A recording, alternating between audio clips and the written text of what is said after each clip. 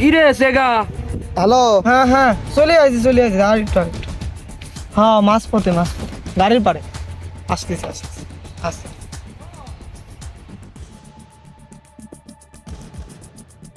কি বললো? আসতেছ তো মাল, আসতেছ তো, মাথা টাথা কল বিগড়ে রয়েছে। কি বললো বল? আগে তারা স্টক করিস না, আসতেছে। এই সাধু ও কদ্দূর?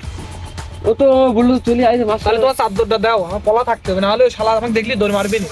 ও তাহলে না, ঠিকই আছে।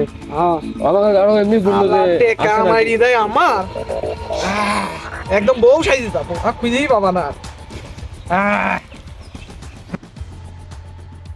মিলন এদিকে আসো।